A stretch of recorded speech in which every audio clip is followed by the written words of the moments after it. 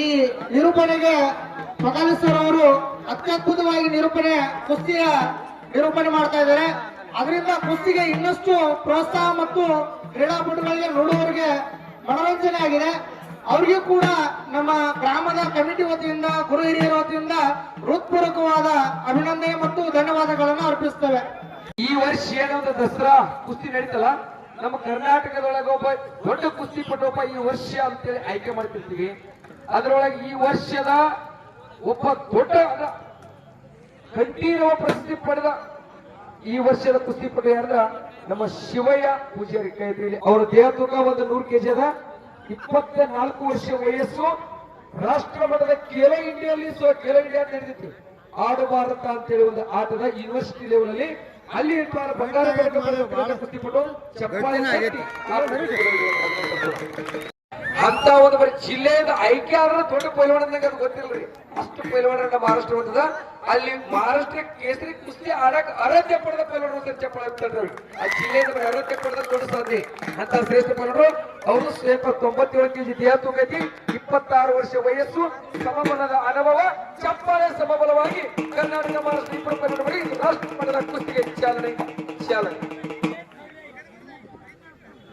ಯಾಕಂದ್ರೆ ನೋಡ್ರಿ, ಇಂತ ಮಳೆಯ ಮಧ್ಯದಲ್ಲಿಯೂ ನಿಮ್ಮ ಸಹನೆ, ತಾಳ್ಮೆ, ಶಾಂತತೆ, ಕುಸ್ತಿಗೆ ಶಕ್ತಿ ತುಂಬತಕ್ಕಂತ ನಿಮ್ಮ ಈ ಬಲ ಒಂದು ತಿಂಗಳಿನಿಂದ ನೀರಡಿಕೆ ಇಲ್ಲದೆ ಕಮಿಟಿಯವರ ಶ್ರಮ ಬಿದ್ದು ಹನಿ ಹನಿ ಕೂಡಿ ಇವತ್ತು ಶ್ರಮ ಸಾಗರವಾಗಿ ಹರಿತು ಅಂದ್ರೂ ತಪ್ಪಾಗ್ಲಿಕ್ಕಿಲ್ಲ ಅಂತ ಕಮಿಟಿಯವರ ಚಪ್ಪಳ ತೊಟ್ಟು ಕೊನೆ ಕೂತಿದ್ದಾರೆ. ಯಾಕಂದ್ರ ಅವರ ಶ್ರಮ ವ್ಯರ್ಥ ಆಗಿಲ್ಲ. ಯಾಕಂದ್ರ ಭಗವಂತ ಅದಕ್ಕೂ ಭಾಗ್ಯವನ್ನ ಕಲ್ಪಿಸಿದ ಅಂತೇಳಿ ನಾವು ಹೆಮ್ಮೆಯಿಂದ ಹೇಳ್ತೀವಿ.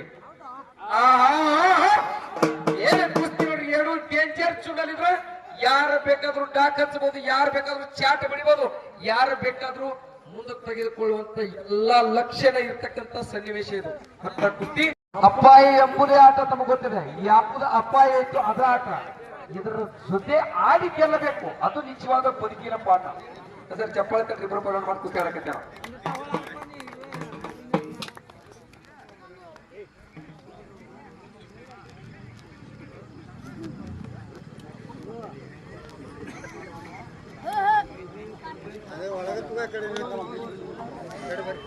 ಹತ್ತು ಆಸ್ಪತ್ರೆಗಳನ್ನು ಕಟ್ಟುವುದಕ್ಕಿಂತ ಒಂದು ಸುಂದರವಾಗಿರ್ತಕ್ಕಂಥ ಯುವಕರಿಗೆ ಸುಗಂಧ ಬೀಸುವಂತ ಯುವ ಶಕ್ತಿಗೆ ಶಕ್ತಿ ತುಂಬಿ ಸ್ಫೂರ್ತಿ ನೀಡತಕ್ಕಂತ ಈ ಮೈದಾನ ಬಹಳ ಅವಶ್ಯಕತೆ ಐತೆ. ಸ್ವಾಮಿ ವಿವೇಕಾನಂದರು ಅವತ್ತು ಹೇಳಿದ್ರು. ಅದು ಇವತ್ತು ಸತ್ಯ. ಯಾಕಂದ್ರೆ ಯುವಕರ ಸ್ಫೂರ್ತಿ ಅಂತೇಳಿ ಇವತ್ತು ನೋಡಿ ಯುವಕರು ಇಷ್ಟೊಂದು ಗಟ್ಟಿಯಾಗಿ ತಮಗೆಲ್ಲ ಕೊಡ್ತದ. ಅವತ್ತು ಒಂದು ಆಸ್ಪತ್ರೆಗಳು ಇರ್ತಿರ್ಲಿಲ್ಲ. 100 ವರ್ಷಗಳಕ್ಕಿಂತ ಹೆಚ್ಚು ಬದುಕಿರ್ತಕ್ಕಂಥ ಇತಿಹಾಸ ಭಾರತದಲ್ಲಿ ಬಹಳ. ಇವತ್ತು ಯಾಕಾಡಿ ಗೋಡ ತಿರುಗಿಸ್ತೀವಿ, ಯಾಕಾಡಿ ಹೆಜ್ಜೆ ಕೇಳ್ತೀವಿ. 10 ಕಿಲೋಮೀಟರ್ ಬೇಡ, 10 ಹೆಜ್ಜೆ ತಿರುಗಿರೋ ಒಂದು ಆಸ್ಪತ್ರೆ ಕಾಣ್ತೈತಿ. ಆದ್ರೂ ನಾವು ಯಾರು 100 ವರ್ಷ ಬದುಕತ್ತಿಲ್ಲ. ಇದ್ರ ಅರ್ಥ ತಿಳ್ಕೊಟ್ರಿ. ಅವತ್ತು ಹೇಳಿದ ಸ್ವಾಮಿ ವಿವೇಕಾನಂದರ ಮಾತು ಎಷ್ಟು ಸತ್ಯ ಅಂತೀರಿ. 10 ಆಸ್ಪತ್ರೆ ಕಟ್ಟೋಕ್ಕಿಂತನೂ ಇಂತ ಒಂದು ಏನಪ್ಪಾ ಅಂದ್ರ ಯುವ ಸ್ಫೂರ್ತಿ ಇರ್ತಕ್ಕಂಥ ಮೈದಾನ ಕಟ್ಟಿದ್ರ. ಯಾಕಂದ್ರ ಈ ಒಂದು ಮೈದಾನ ಇಲ್ಲಿ ಸ್ಫೂರ್ತಿ. ಈ ಮೈದಾನಕ್ಕೆ ಬರಬೇಕಾದ್ರ, ಅಖಾಡಕ್ಕೆ ಬರಬೇಕಾದ್ರ ಮೊದಲ ಗರಡಿ ಮಣಿ ಬೇಕು, ಹೌದಲ್ಲ? ಅದಕ್ಕಾಗಿ ಗರಡಿ ಮಣಿ ಬೇಕಂದ್ರ ಮನಿ ಒಳಗೆ ಗಟ್ಟಿ ನರವನ್ನು ಹೊಂದಿರ್ತಕ್ಕಂಥ ಯುವಕರು ಬೇಕು. ಆ ಯುವಕರ ಗಟ್ಟಿ ಆಗಿರ್ಬೇಕಾದ್ರೆ ನಾವು ಏನಪ್ಪಾ ಅಂದ್ರೆ ಮೊದಲ ಹಾಲನ್ನ ಕುಡ್ತಕ್ಕಂಥ ಪರಂಪರೆ ಇಟ್ಕೋಬೇಕು. ಹಾಲನ್ನ ಕುಡ್ತಕ್ಕಂಥ ಪರಂಪರೆ ಇಟ್ಕೋಬೇಕಾದ್ರೆ ಮನಿ ಒಳಗೆ ಒಂದು ಎಮ್ಮಿ ಕಟ್ಟಬೇಕು.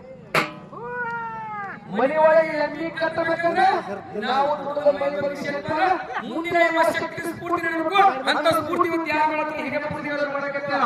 ಬರೀ 2 ವರ್ಷ ಇಂತ ಕುಸ್ತಿ ಮಾಡಿದ್ರು ಊರಾಗ 20 ಮಂದಿನ ಪೈಲವಾಡ ತಯಾರು ಮಾಡಕತ್ತಿರಲ್ಲ. ಇದು ನಿಜವಾದ ಏನಪ್ಪಾ ಅಂದ್ರ ಈ ಕುಸ್ತಿಗೆ ಇರ್ತಕ್ಕಂತಹ ಪ್ರೀತಿ ವಿಶ್ವಾಸ ಅಂತೇಳಿ ಬಹಳ ಹೆಮ್ಮೆಯಿಂದ ಹೇಳ್ತೀವಿ ನಾವು. ಯಾಕಂದ್ರೆ ನಾವು ನೋಡಿವಿ ಎಷ್ಟು ಪೈಲವಾಡನ ಬಹಳ ಜನ ಬರೋ. ಇಲ್ಲಿ ನಾನು ಕುಸ್ತಿ ಆಡಿನಿ, ಅವಾಗ ಬರೀ ನನಗೆ 100 ರೂಪಾಯಿ ಕೊಟ್ಟಿರಿ. ಇವತ್ತು ಸಣ್ಣ ಪೈಲವಾಡ